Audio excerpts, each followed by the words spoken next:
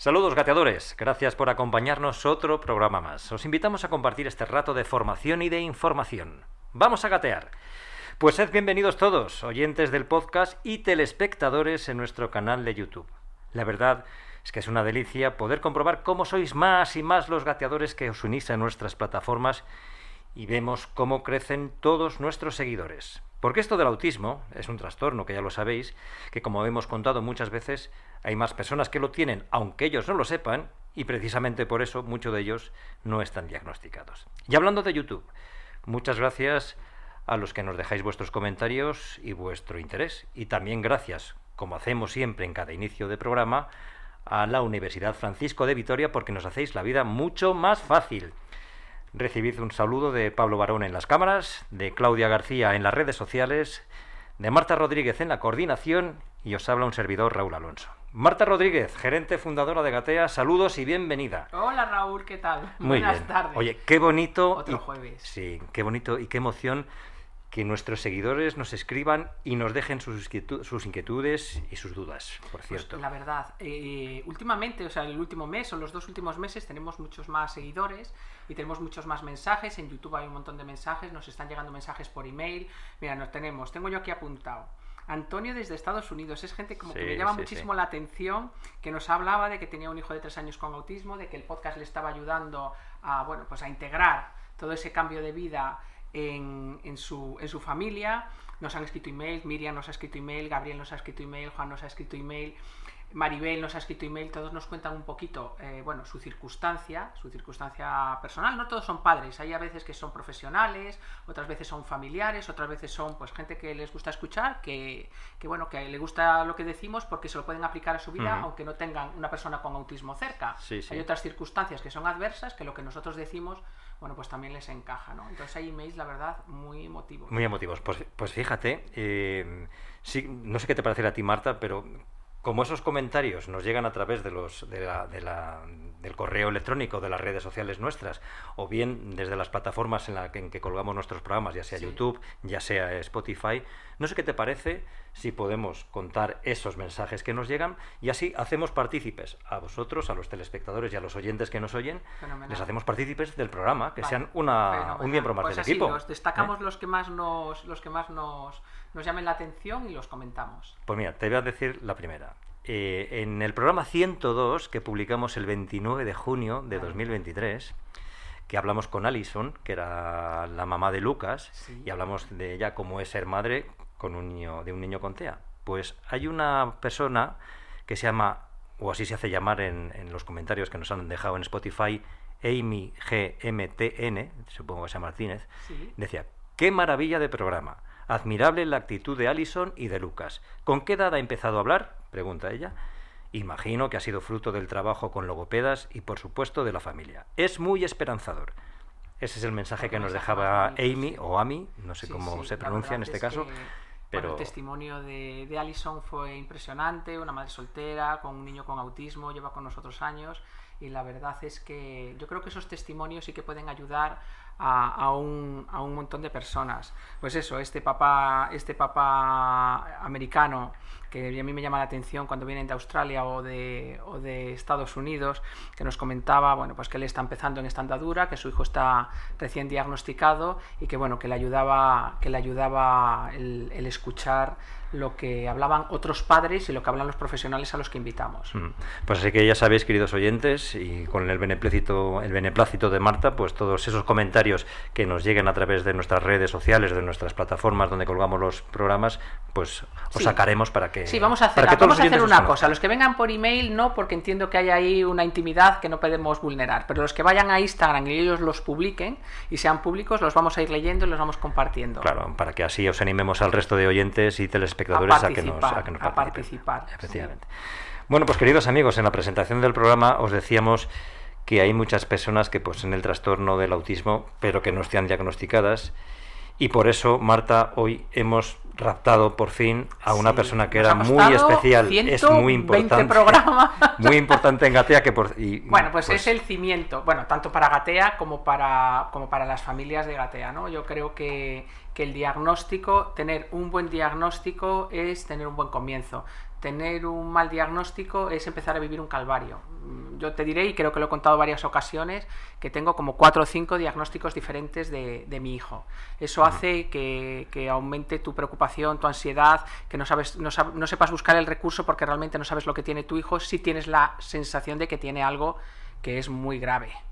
Hasta que, bueno, por fin en aquella época, ya hace bastantes años, pues fui a Deletrea y Raquel Ayuda, que ha sido invitada nuestra en varias ocasiones, lo diagnosticó, ¿no? Bueno, es una prioridad para Gatea el empezar a hacer las cosas bien.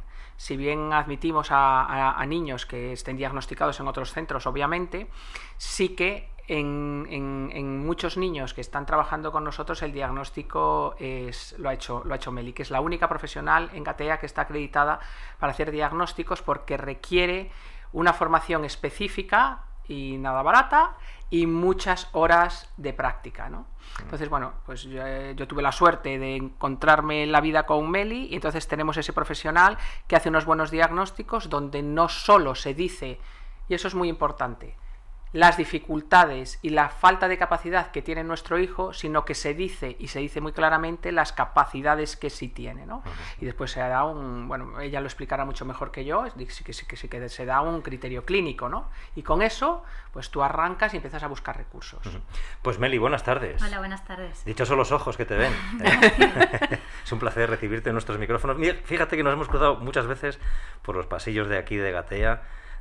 Además compartimos comunidad autónoma y ya era hora de verte por aquí. Aquí estoy, encantada. Para que te escuchen los oyentes y que te vean los telespectadores. Muchas gracias.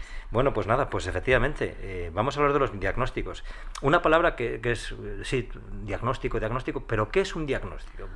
Todo el mundo creemos que sabemos lo que es un diagnóstico, pero ¿qué es un diagnóstico? Pues realmente un diagnóstico como tal es una nomenclatura, una etiqueta de algo, no solo de un trastorno, sino es una etiqueta, ¿vale? Para hacer un diagnóstico clínico, en este caso, de un trastorno del espectro del autismo, tenemos que basarnos en unos criterios, ¿vale? Para decir, pues tiene un trastorno del espectro del autismo, pues cumple estos criterios. Si no cumple estos criterios, no estamos hablando de ese trastorno o ese diagnóstico, ¿vale? Entonces, el diagnóstico en sí es un nombre que se le pone a un trastorno en este caso. ¿Qué criterios hay que cumplir o se tienen que cumplir para que sea un diagnóstico TEA?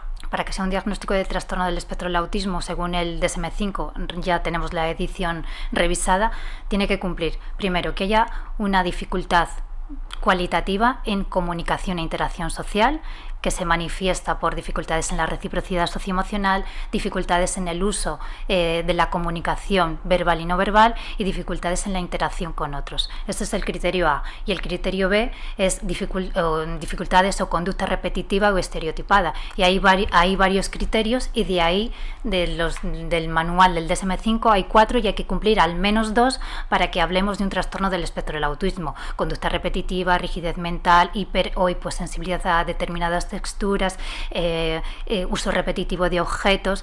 De esos 4 hay que cumplir al menos 2 para poder hablar de un trastorno del espectro del autismo. Y otra cosa muy importante para poder hablar de un trastorno del espectro del autismo es que las dificultades tienen que aparecer en primera infancia, porque es verdad que ahora nos están llegando muchos adultos para diagnóstico, muchos adolescentes para diagnóstico, muchas mujeres para diagnóstico, y tenemos que tener muy claro que estas dificultades ya han aparecido en la infancia, y ahí viene el otro gran reto, el nuevo reto, el hacer un diagnóstico diferencial de chicos adolescentes, de hombres adultos, de mujeres adultas, que claro, es que tienen un bagaje de muchos diagnósticos erróneos, tampoco tenemos la información de primera infancia, porque ¿quién nos puede dar esta información? La familia, pues muchos ya son mayores. Entonces ahí tenemos un gran reto nosotros los profesionales para hacer un buen diagnóstico diferencial a esa edad, ¿vale?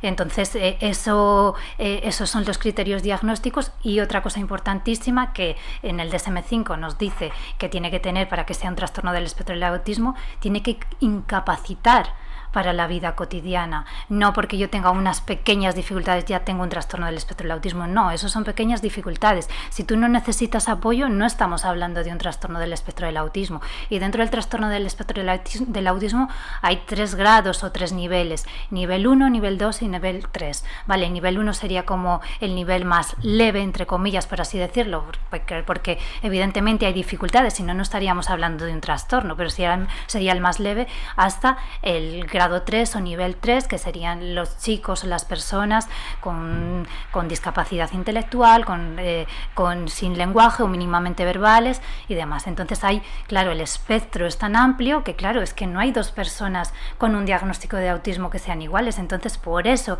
el diagnóstico es tan complejo.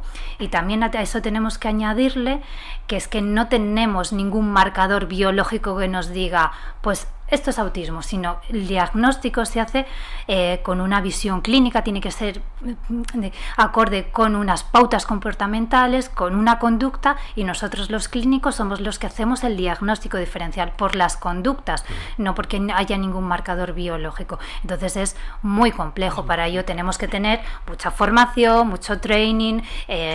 Mucha experiencia. Antes hablabas un poco del diagnóstico en mujeres y en adultos, eso me da pie para que otro programa podemos hablar más secuestrarla otra vez y volver a verte por y aquí. otro día volver a verlo, sí, claro. Además ahora mismo están entrando en Gatea un montón de demanda de diagnóstico de adultos, de y adolescentes, de mujeres. Para otro programa, si no te importa, Meli, hablamos de las mujeres, del diagnóstico en mujeres y en adultos, pero vamos a lo que es el diagnóstico en general. Me has dicho que es muy complejo y que dentro hay 2 criterios, criterio A, criterio B. ¿Vale? Y dentro de ese criterio B te he querido entender que hay como 4 condicionantes, 4 circunstancias. Sí, exacto. Y se tiene que cumplir 2. Al menos 2. Si solo se cumple uno, no estaríamos en un trastorno. No estaríamos. Aunque es evidente que no tiene esa habilidad social y se cumple uno de los 4 del criterio B. No quiero complicar mucho. Que hay un lenguaje coloquial donde cuando una persona tiene ciertas dificultades o características de la personalidad, coloquialmente dices, mira, parece autista, ¿no? Pero es que para estar dentro del espectro del criterio diagnóstico hay que cumplir todo lo que Meli ha explicado. No es cualquier persona que sea peculiar, que sea menos sociable o que tenga alguna dificultad, como que sea rígido, como que muchos padres de personas con autismo lo somos y no estamos dentro del espectro, ¿no? Es muy complejo diagnosticarlo por todos estos criterios que yo soy incapaz de replicar de todo lo que ha explicado Meli, pero que hay que cumplir todo eso para estar dentro. Claro, porque si no, a lo mejor podemos hablar de características de personalidad, claro, o de otro tipo de trastorno del neurodesarrollo. Hay un trastorno que a mí me gusta mucho, que es el trastorno de la comunicación social, que evidentemente existen las dificultades a nivel de comunicación e interacción social, pero no está la parte de conducta repetitiva, rigidez o conducta estereotipada. Entonces también hay que valorar, es que uno de nuestros grandes hándicaps también es hacer ese diagnóstico diferencial de trastorno del espectro del autismo, trastorno de déficit de atención, trastorno del lenguaje, un retraso del desarrollo. Claro, hay que hacer todo ese diagnóstico diferencial, porque por eso hay que pasarle las pruebas, hay que hacer las entrevistas.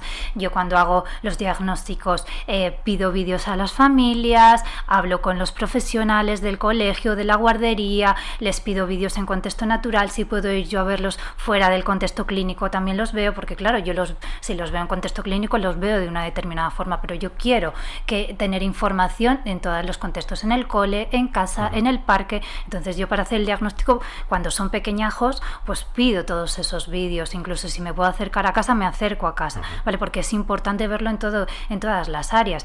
Entonces claro, es muy diferente. Es muy diferente y difícil hacer el diagnóstico diferencial, porque los límites son muy líneas. Permitidme esta expresión, el primer diagnosticador, no sé si existe esta palabra, me la acabo de inventar, tienen que ser los padres, porque ven que algo no funciona y por eso vienen a los centros especializados como Gatea. A veces somos nosotros los que nos damos cuenta que, bueno, sobre todo si has tenido un hijo antes, que dices que hay algo que... Pero para que venga una familia aquí a Gatea o a cualquier centro especializado... Pues lo ha podido decir el pediatra, abro paréntesis, muy pocas veces por desgracia, ha podido decírselo el profesor, que tardan mucho, normalmente es en primaria, cuando empiezan a venir es en 6 añitos, que es en primero de primaria, donde el niño ya tiene que estar sentado atendiendo a un profesor y ven que aquella conducta distorsiona la clase. Bueno, hablo como hablo yo, lo que pienso, no, a lo mejor no se ajusta a la realidad, pero ahí hay una etapa entre los 18 meses y los 6 años donde no acaban de venir. Puede venir porque lo digan los padres, a veces sí, a veces no, porque a los padres nos cuesta mucho ver la realidad. Decir, y sobre todo cuando es tu primer hijo, es que no hay base de comparación. A veces cuando son mellizos o son gemelos, que los vas comparando y también nos cuesta. Porque es muy sutil, porque hay cosas que se les da muy bien y hay cosas que se les da mal. Y a veces te autojustificas diciendo, no lo hace porque no quiere. Y de hecho a veces vienen con Meli, que ya está en un proceso de diagnóstico, donde dicen, no, es que es muy cabezón, y es una rigidez mental impresionante, ¿no? Pero sí que es verdad que los que nos llegan a nosotros a Gatea es porque nos han tenido que buscar, somos un centro específico de autismo, no es como que van a un centro de diagnóstico general, sino si ya vienen a Gatea es porque tienen una sospecha de TEA o de ellos, o de algún profesional, o de alguien cercano. Es verdad que cada vez se conoce mucho más el trastorno del espectro del autismo, hay mucha más comunicación, hay mucha más información que antes no se tenía, entonces incluso las familias ya son ellos los que detectan, incluso también hay aplicaciones que yo como madre, pues no histérica, pero también pues es capaz de hacer esto a los 6 meses, pues a los 12 meses ya señala, entonces que ya tenemos muchas más herramientas que sí que nos pueden ayudar a detectar como padres de que algo pasa, algo pasa, y los padres lo dicen, son los primeros que se dan cuenta. Es verdad que cuando normalmente los padres pues son dos, que unas veces uno lo ve, otro no lo ve, o al revés, uno lo ve y otro no lo ve, entonces es complicado, pero sí que es verdad que cada vez hay más información, más formación, y cada vez llaman antes y se diagnostica antes, por suerte, ¿vale? Entonces que esto antes no ocurría, incluso ahora hay familias o madres que nos llaman cuando los niños tienen 6 meses, 8 meses, porque ven sintomatología, decimos, es que con tan pequeñitos no podemos hacer un diagnóstico certero, si vosotros veis que hay dificultades en esto y esto, pues sí que podéis empezar a ir a un centro de atención temprana para trabajarlo, pero no podemos decir ni que tiene autismo ni que no lo tiene. Entonces, pero sí que es verdad que con toda la información, incluso algunas veces sobre información, ¿vale? Pero yo creo que en este caso es positivo, porque cuanta más información tengamos, mejor podemos detectar, y cuanto antes detectemos y hagamos un diagnóstico diferencial de forma adecuada, antes podemos empezar a trabajar, porque como ya hemos hablado, como se ha hablado en el podcast, el trabajo con el espectro del autismo es diferente a otro trabajo con otro tipo de trastornos, entonces cuanto antes empecemos a trabajar, la evolución va a ser mucho mejor, sin lugar a duda. Entonces, por esa parte, que haya esa información sobre información, aunque a las madres nos llamen histéricas, porque muchas madres dicen, es que me dicen que soy una histérica. Digo, pues mejor que seas una histérica y realmente se pueda empezar a hacer algo, o no, o simplemente pues es que pues va un poquito más retrasado en esto, pero ya está, pero te has preocupado, te has ocupado y ya lo estás llevando a cabo. Antes has dicho que es muy complejo el diagnóstico, porque recibes un montón de información, tanto de los padres, de los colegios, con vídeos, te acercas a casa. ¿Cuánto tardas en hacer un diagnóstico? No quiero hablar de eso, porque son horas y horas y horas y horas y horas. Iba a hacer una broma. Claro, digo, porque a lo mejor los padres, oye, pero mi niño tiene algún autismo. Como madre te diré que los diagnósticos son muy caros, como profesional de Gatea y la que llevo todo el tema de finanzas, te digo que son muy baratos. La cantidad de horas de visualización de vídeos que hace Meli, de pasar las pruebas el día que viene el niño, adolescente o adulto, corregir las pruebas, interpretar las pruebas, hacer llamadas a colegios, centros laborales, padres, familiares, ir a visitar colegios o centros infantiles y después llegar a una conclusión y después redactar un informe que sea entendible por un montón de personas que lo van a leer. Yo no sé si lo tienes calculado, no lo calcula, bueno, a lo mejor lo tiene, pero no lo va a decir, porque si lo calcula matas. La voy a matar, sí, pero son muchísimas horas. Lo cierto es que los informes son espectaculares. Solo la redacción del informe, con toda la información que sea entendible tanto por un neurólogo como por una madre, claro, no es nada fácil. Y después hace gráficos donde nos explica a los padres los resultados de las pruebas que ha pasado, para que sean datos objetivos y entendibles, ¿no? Entonces elaborar eso lleva un montón de tiempo. Sí, a mí me gusta que sean bastante visuales porque evidentemente todos, aunque comprendamos el lenguaje y demás, son términos que los padres a lo mejor nunca han escuchado. Yo le estoy explicando teoría de la mente y dirán, ¿qué es eso? O estoy explicando pues a nivel cognitivo o a nivel de velocidad de procesamiento, dirán, ¿pero qué es eso de velocidad de procesamiento? Entonces a mí sí que me gusta explicarlo, me gusta hacer gráficos para que ellos vean edades equivalentes y demás. No por nada, sino también porque luego habrá que hacer una evaluación más adelante y ver la evolución, que evidentemente eso no es lo más importante, porque la evolución tiene que ser sobre sí mismo, no sobre nadie neurotípico ni demás, pero sí que para mí es importante que los padres lo comprendan. Yo a lo largo de mi carrera profesional ahora me doy cuenta de todos los fallos que he cometido dando diagnósticos, empezando por el diagnóstico y ya... ¿Ah, sí? ¿Has tenido fallos? Muchísimos, sí, muchísimos. Hombre, el aprendizaje, ya nadie aprende haciéndolo bien. Se va aprendiendo. Bueno, yo meto la gamba todos los días cuando hacemos el programa de radio. Hombre, yo creo, no lo sé, Meli lo dirá, pero yo creo que lo más difícil, siendo imposible para los demás hacer el trabajo de Meli de diagnóstico, es el momento de la entrega del diagnóstico. El informe ya está hecho, se llama a los padres y se tiene una reunión con los padres donde se les explica,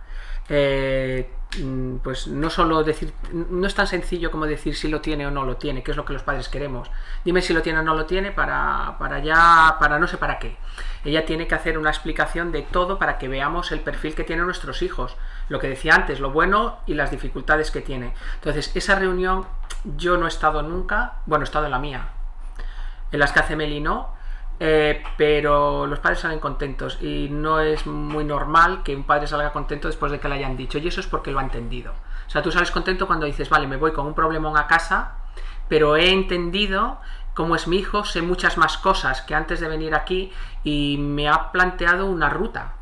O sea, porque es como, no, dime qué ruta es la más adecuada, ya me buscaré yo el recurso, pero dime cómo es mi hijo, qué necesidades tiene y que el camino a seguir es este, ¿no? Esa reunión, bueno, que nos lo cuente mejor Meli, esa reunión tiene que ser muy complicada. ¿No te piden que simplifiques?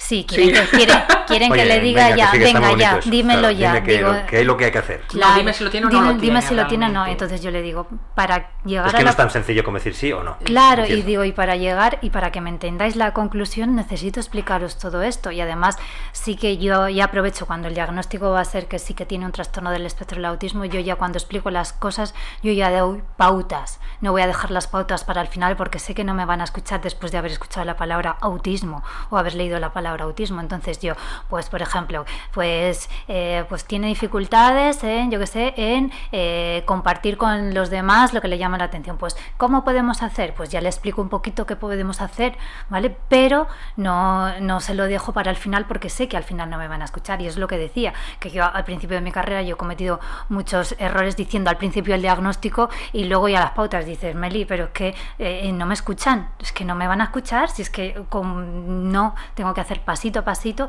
Y claro, y tenemos que ser, los profesionales que nos dedicamos al diagnóstico, tenemos que ser personas súper empáticas, tenemos que ser capaces de ponernos en el lugar. Evidentemente no vamos a sentir lo que ellos sienten, el dolor que ellos han sentido, porque yo lo imagino, digo, es que yo aunque intente empatizar, porque yo me considero una persona empática, no voy a llegar nunca a comprender el dolor tan grande que ha tenido que ser para ellos recibir un diagnóstico, porque a nadie nos gusta que a nuestros hijos, a nuestros familiares les pase algo, les suceda algo.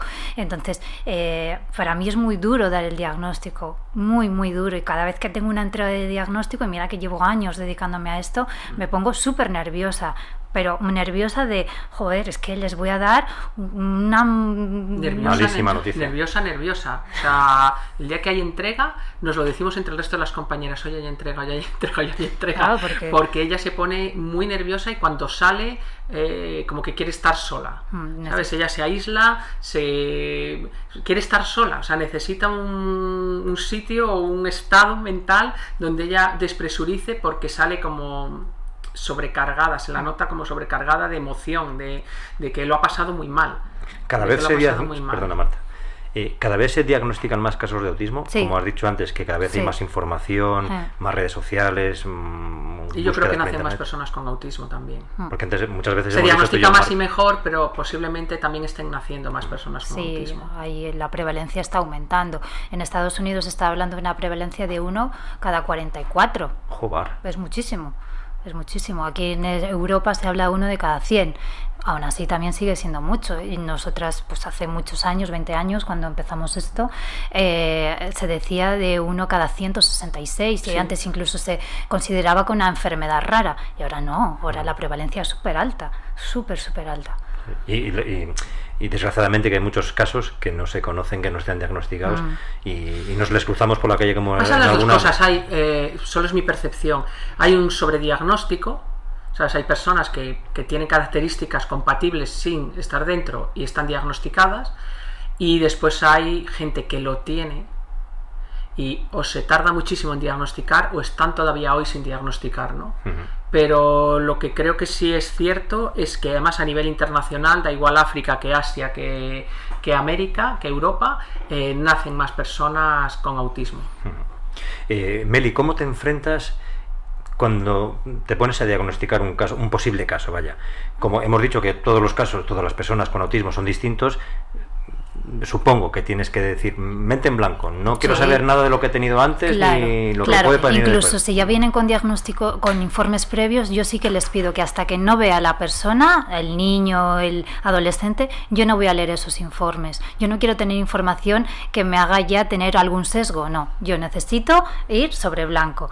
Vale, yo veo a la persona y una vez que ya la he visto, le he pasado pruebas, he evaluado, ahí ya sí ya me pueden dar los informes, los vídeos, la entrevista con los padres, pero sí que yo necesito ver a la persona sin nada de información previa, porque quieras que no, eso te va a influenciar. Entonces yo me meto ahí y ya, pues dependiendo de un poquito del perfil de la persona a la que tengo que diagnosticar, pues ya paso unas pruebas, paso otras, les cito para otro día, depende un poquito de todo.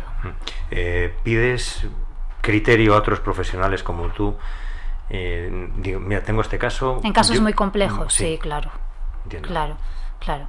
Y otros profesionales como tú te pedirán consejo y opinión tuya. Sí, por suerte yo he trabajado en la Universidad de Salamanca, en Miran, en Valencia, entonces siempre tengo ahí personas con las que puedo confiar, incluso Raquel de Deletrea también, entonces ahí Miguel de Agenda, que también ha venido. Colaboramos con un montón de entonces centros. Cuando hay casos complejos, que cada vez, yo no sé, seré yo, cada vez que pasan más los años, más me dedico a esto, más dudas tengo de todo. Entonces, no sé. Entonces, cada vez los casos son más complejos. Es verdad que cada vez los casos son más complejos. Entonces, claro, evidentemente, si tienes el apoyo, puedes respaldarte en alguien profesional como las personas que os he dicho, pues mucho mejor, porque es algo muy complejo para una persona sola. Permíteme esta expresión, como por la experiencia que tú tienes, pero tienes ese, entre comillas, me veis que entre comillas, ese superpoder de cuando ves a alguien que no conoces de nada en una reunión tomando un café en un bar, superpoder barra de formación profesional. Yo creo que nos pasa a todos. Y entonces Meli es la persona que dice, es un posible. Pero vosotras, ¿qué os pensáis? ¿Que es tan sencillo como verles jugar o verles comportarse en la mesa? Porque nosotras, yo qué sé, pues todas las terapeutas de Gatea, yo y tal, entonces tenemos a Meli poniéndonos las pilas de... Pues si fuera tan sencillo, oye, que no se puede diagnosticar a la gente así con el ¿no? Entonces Meli siempre nos reestructura de, oye, que diagnosticar es algo muy serio, que hay que pasar muchas pruebas. Por eso, entre comillas, que hay superpoderes. Ella no ejerce ese superpoder, nosotras no lo tenemos y lo ejercemos. Lo que sí es cierto es que vas por la calle y dices, ay... y sabes, más que diagnósticos que Meli nos riñe cuando dice, es que creo que tiene que este niño, que el hermano, que el no sé qué, entonces ahí dicen que no, esas cosas nos hacen así, tenemos que ser más tal, no más profesionales, y lo cierto es que sí que vemos las señales de alerta, los padres, mira, nosotros cuando vienen papás a Gatea y dice, pues en el cole de mi hijo hay un niño que tiene autismo, y yo hago de Meli y digo, bueno, no podemos decir que tenga autismo, pero sí es cierto como que ya los padres hemos visto cuáles son las señales de alerta y las observamos cuando vamos por la calle o con un familiar y dices, pues mira, es que este niño no señala, mira, pasa un helicóptero y este niño no lo mira, este niño está jugando con algo pero no comparte lo que está viendo con los demás, porque ya estamos en ese estado de alerta de detectar las banderas rojas de las que se hablan para los niños. Sí. Yo me acuerdo, yo creo que lo comenté en el primer programa, que por cierto ya llevo un año aquí haciendo el programa de podcast, bien. Que fue ahora por noviembre, pero yo creo que lo comenté en el primer programa que estuve aquí en el podcast de Gatea, Yo cuando era niño, hace 40 Bueno, años. sí, 40 y bastantes años, 30 y tantos niño, años. ya. Sí, ya igual más. Cuando veíamos a un niño más retraído, más tímido, mira, este es un autista. Sí. En plan un poco despectivo. Sí. Yo creo que esa se usó como insulto. Sí, esa y lo hemos perspectiva usado cambiado. todos, porque Sí, los padres ha cambiado. Sí, ha cambiado. Los padres nos ofendemos, y yo me he ofendido cuando se ha utilizado, y en la tele sale constantemente de, no, sí, es que es autista, en tono despectivo, como insulto. Yo lo he usado. Entonces tú dices, bueno, sí, yo ahora me ofendo porque tengo un hijo que lo tiene, pero es cierto que se usó como insulto porque es que la palabra es anterior al diagnóstico, existía. Claro. Entonces, bueno, pues los que vieron a unos chicos, a un grupo de chicos, pues Kanner o Asperger, que vieron a chicos retraídos, pues los empezaron a denominar así, ¿no? Y ahora yo creo que cada vez más, y de hecho hay un movimiento, no sé si es una asociación o un movimiento civil, que están intentando que cambien la definición de autista en el diccionario, porque la consideramos despectiva, sí, peyorativa. Despectiva, sí. Bueno, Meli, yo no sé si tienes algo que aportarnos más de los diagnósticos. Pues infinito. Pero bueno, tampoco queremos cansar mucho a la audiencia, a los espectadores. Es un mundo muy, muy complicado. Lo que yo sí que no quiero cerrar este podcast sin decir es que hay mucho perro flauta haciendo diagnósticos, que el diagnóstico es algo muy serio, muy serio, que los padres no nos conformemos con que vean a nuestros hijos 10 minutos y digan, tiene autismo. Me da igual qué tipo de profesional sea. Porque un mal diagnóstico puede tener graves consecuencias. Sí, pero no solo para la persona que lo tiene o no, sino para su familia, ¿no? Alrededor. Entonces yo sí que, bueno, pues voy a decir lo que pienso, y es que hay que ir a profesionales con la especialidad, hay que pasar las pruebas que hay que pasar para descartar autismo, y que no hay un superpoder para diagnosticar autismo. Hay profesionales que han estudiado mucho, que tienen mucha experiencia, mucho tiempo, que tienen mucha experiencia, que colaboran entre ellos para tener un buen diagnóstico. Meli, pues nada, muchísimas gracias. Gracias a vosotros. Ha sido un placer tenerte en los micrófonos. Te emplazamos para otro programa para que hablemos del diagnóstico en mujeres y en adultos. ¿Te parece bien? Vale. Muchísimas gracias y hasta muy pronto, Meli. Hasta pronto, hasta luego. Bueno, Marta, que... ¿Te ha gustado? Sí, es que hay que explotar más a Meli. Pasa que Meli... No, es que Meli... El problema, Raúl, es que Meli está sobreexplotada. Que Meli hace diagnósticos, Meli hace terapias, porque claro, podría hacer solo diagnósticos, pero no se conforma y quiere estar con los pies en el suelo, hace intervención con niños de 3 años, hace intervención con adolescentes, hace intervención con adultos, coordina a un equipo de terapeutas y me aguanta a mí. Y entonces después hay que sacar tiempo para el podcast, y eso es mucho pedir. Pero para estamos nosotros. Otro día la convenceremos. Sí. Dentro de poquito, porque yo creo que es un tema que os interesa a todos vosotros. Y esa laguna, efectivamente, entre los adultos, los adolescentes y las mujeres, que parece que solo se diagnostican a los niños. Y como habéis dicho anteriormente, cada vez hay más casos de personas ya, digamos, más maduras, mayores. Sí, vamos a hablar de ello otro día.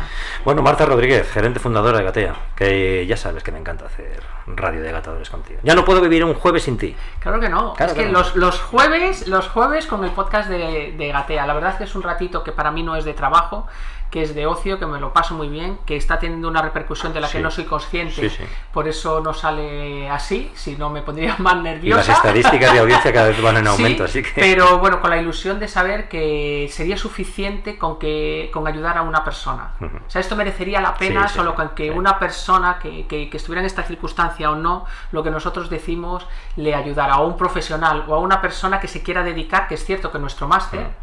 Tenemos este año, como de toda la promoción, como 5 alumnos que nos han conocido a través del podcast y les ha picado el gusanillo de no puedo trabajar con autismo sin formarme y sin tener la especialidad. Entonces, bueno, solo por eso merece la pena este ratito. Sí, por eso, como decíamos antes al principio, todas esas personas que nos mandáis esos comentarios a través de las plataformas y de los correos, pues es un orgullo para nosotros, un placer y una satisfacción. Y una responsabilidad. Sí, además, de verdad, es un reto enorme, porque no podemos fallaros. No podemos la verdad que no, es una responsabilidad. Marta, si quieres repetir cómo se pueden poner en contacto, pero ya creo que lo tienen muy claro cómo se ponen en contacto con nosotros, pero nunca está de más. Nuestra web es gatea.org y ahí, bueno, pues viene el teléfono, el email y después a través de redes sociales que las manejan mejor que yo, que me tienen que decir, ¿tienes un mensaje? ¿Tienes que contestar? Pues YouTube, Instagram, después Spotify, Apple Podcast y toda esa retaíla de plataformas de podcast, pues ahí estamos. Y además las redes sociales, como las maneja muy bien Claudia, que le hemos saludado junto con nuestro amigo Pablo, porque Pues también sí, forman parte del equipo sí, del podcast de Gatea, así que por eso nos hemos animado a nombrarles. Y lo vamos a hacer todos los programas al inicio para que les conozcáis. No les vais a poner cara, pero... Pues sí, ya veremos lo que les digamos. Sí, además, ojalá sí les pongamos. Que Marta, muchísimas gracias y hasta la próxima. Un beso Gracias, muy Raúl, grande. hasta el siguiente jueves. Queridos oyentes gateadores, espero que os hayamos informado, entretenido y os haya sido muy útil este programa. Ya sabéis, disculpad mis errores y mi ignorancia. Oyentes gateadores, un saludo enorme. Os animamos a seguir gateando porque para caminar primero se tiene que gatear.